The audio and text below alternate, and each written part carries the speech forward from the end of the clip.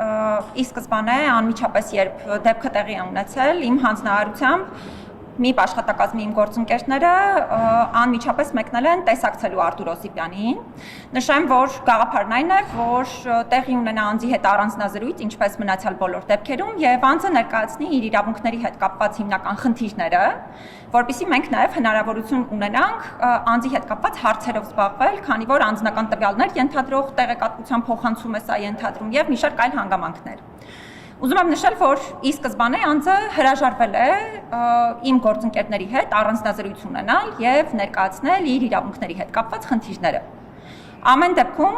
քանի որ այս գործընթացը սկսվել էր իմ սեփական նախաձեռնությամբ, մենք դրանից հետո հրապարակային տեղեկատվություն ենք ուսումնասիրել, ես ինքս նաև դեպքի հետ կապված համակարգային խնդիրների համատեքստում ամենասկզբում մի հայտարարություն եմ տարածել ու դրանից հետո մենք նաև մյուս գործիքների կիրառմամբ, որոնք հնարավոր են անձի համաձայնության բացակայության դեպքում, եւս փորձել ենք տարատեսակ գործիքներ կիրառել։ Մասնավորապես նաև այս շաբաթ իմ հանձնարարությամբ մենք կանխարգելման ազգային մեխանիզմի շրջանակներում, որը ենթադրում է համակարգային խնդիրների բացահայտում եւ արձանագրում, այց ենք իրականացրել Նուբարաշ ենք հրակատարողական հիմնարկ եւ այցի նպատակը ի սկզբանե ես իմ բոլոր հնարավոր որոշումներով սահմանել եմ մի քանի կարևոր խնդիրների արձանագրում եւ մշտադիտարկում, այդ թվում կառանտինային բաժանմունքի եւ հացադուլ իրականացնող անձանց հետ կապված խնդիրների հասցեավորումը։ Այս համատեքստում պետք է նշեմ, որ հացադուլ հայտարարած անձանց ենք նաև այցելել, նրանց վիճակին ենք ծանոթացել, նրանց հետ կապված խնդիրներ ենք փորձել հասցեավորել, մի շարք խնդիրներ են բարձրացրել հացադուլ հայտարարած անձինք, նշեմ, որ խոսքը բոլոր հացադուլ հայտարարած անձանց մասին է, նրանց խնդիրները այդ թվում Արտուր Օսիպյանի, ընդհանուր եմ հիմա ներկայացնում, քանի որ խոսքը կանխարգելման ազգային մեխանիզմի գործառույթի շրջանակներում է, մի շարք խնդիրներ տեղում են ստացել իրենց լուծումները, ի նկատի ունեմ քրեակատարողական հիմնարկի հետ կապված։ Հիմա ես իր վիճակի վերաբերյալ տեղեկատվություն բնականաբար ինձ թույլ չեմ տա ներկայացնել, որովհետև դա նաև բժշկական գաղտնիք կամ միգուցե անձնական տվյալ ներկայացնող տեղեկատվություն է իրենից ենթադրում, բայց մենք նաև պաշտոնապես կստանանք, քանի որ անձը նաև հետագայում հենց դիմել է մեզ, այսինքն դիմում է հասցեագրել, մենք նաև անձնական տվյալ ենթադրող տեղեկություններ կստանանք, նաև չեմ ուզում հրապարակային որևէ տեղեկատվություն հիմա փոխանցել, որովհետև պարզ ասեմ, ես վստահ չեմ, որ այն տեղեկատվությունը, որ ես կփոխանցեմ, համապատասխան կլինի պաշտպանական ստրատեգիային, եւ դրա պատճառով այս պահին թույլ տվեք ձեռնպահ մնալ անձի առողջական վիճակի վերաբերյալ տեղեկություններ ներկայացնելուց, բայց կխնդրեմ մի բան էլի նկատի ունենաք, հացադուլ հայտարարած անձանց պարագայում, որովհետև մեկը չի հացադուլ հայտարարած անձը, բազմաթիվ են, այսօր էլ Հայաստանում քրեակատարողական հիմնարկներում հացադուլ հայտարարած անձինք, այս առումով մեր կարգավորումները միջազգային ստանդարտների համապատասխան փոխվել են այն տրամաբանությամբ, որ հացադուլը անձի իրավունքն է դիտարկվում, այսինքն այս առումով միջամտություն անձի կամքի արտահայտությանը հնարավոր չէ եւ հնարավոր է միայն բացառիկ իրավիճակներում, եթե որոշակի ստանդարտների համապատասխանի, այստեղ կարևորը պետության պարտավորությունն է, որպեսզի բժշկական հսկողությունը պետությունը նաեւ պատշաճ իրականացնի։ Առանձնանում է նրանով, որ նա կանոնավորվեց Փաշինյանի հետ միջադեպից հետո եւ հիմա պահանջ է դրել, որպեսզի Փաշինյանը ներողություն խնդրի